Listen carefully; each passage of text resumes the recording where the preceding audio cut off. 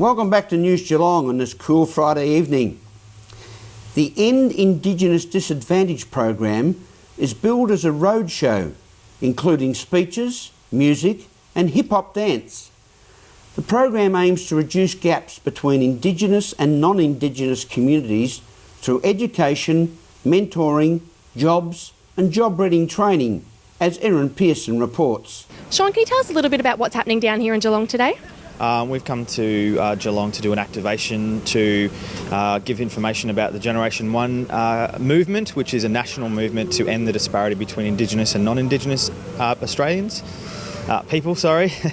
And when I say people, humans. So, you know, just another human to another human. We're kind of trying to let people know that Aboriginal people in Australia are very, it's a disgrace in terms of the disparity, and a movement that has been backed by big business, James Packer, Andrew Forrest and Andrew Fox, who have come together to fund this national campaign to end the disparity, has now reached its second stage of awareness around the country. We've done over 31 activations and spotlights throughout Australia. So you've had a really good response here, really positive response from the Geelong people?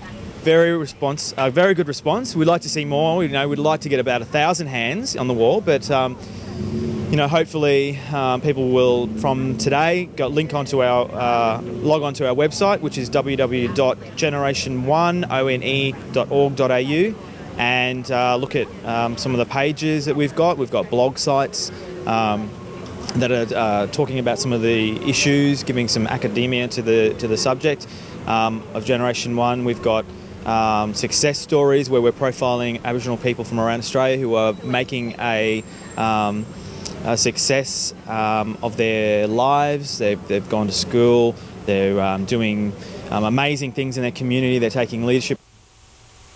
Thank you very much, Erin. The Red Shield Appeal Door Knock is one of Australia's biggest and most loved charity events. Every year, thousands of Australians roll up their sleeves, put on their walking shoes and take to the streets to raise money for the Salvation Army, as Eliza Houghton reports.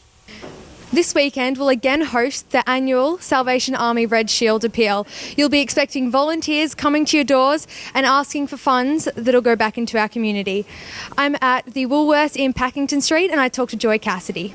The Red Shield Appeal is how the Salvation Army actually raises its funds so that it can help people within the community, and so it's a national event, so to speak, where people of the community are encouraged to give so that we can then help those that are in need within the community. So it's a bit of a partnership, I guess, between the Salvation Army and the local community.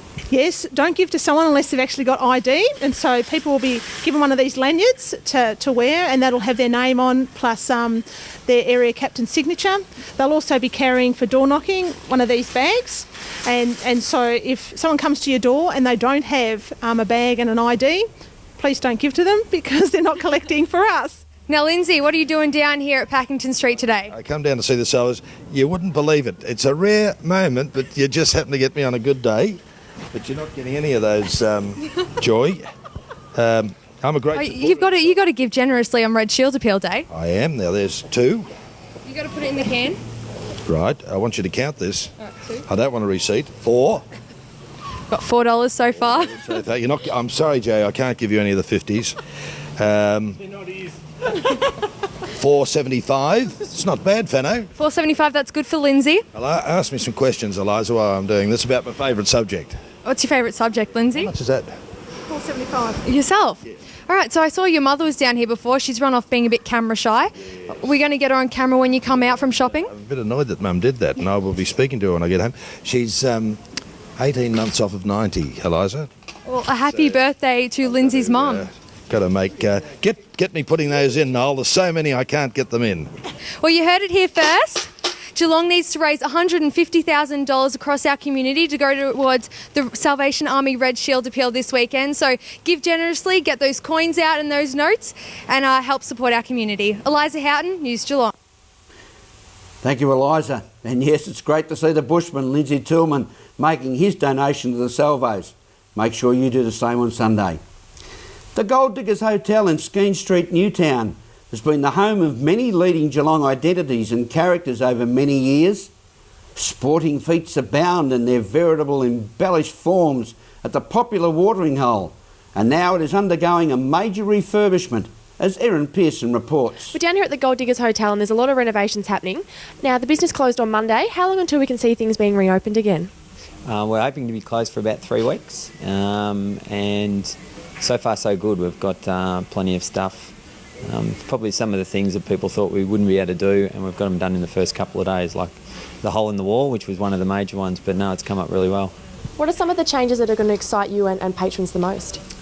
I just think it'll be a new look for the hotel. We're going to still maintain that old school feel, but sort of modernising it up, but still make sure that it feels like the old Diggers. We definitely don't want it to be a brand new hotel that when those older fellas walk in that have been coming here for many years almost feel like they're out of place. So yeah, it'll still maintain its old school style. Now, they're the biggest renovations that have ever been undertaken on the building. Was it a hard process of planning to decide what was and what wasn't going to be changed? Not really, because there's 3 of us in particular that have been coming here for a long time. Like, this was our old local, and we probably looked at it about 8 years ago and thought that that's what we would have done. So it's been a process, a long process, but something that we sort of mapped out many years ago, and it's good just to finally get in now and actually see it happen.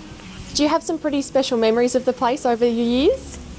Yes, I do. I spent a few years here straight after school and even during school. Fortunately, I was 18 throughout Year 12, so I was supposed to be here. But we had plenty of good times here, and I have been away from the hotel for a while since, being involved in other hotels. But yeah, definitely good to come back, and there's still a lot of familiar faces in that all throughout the hotel.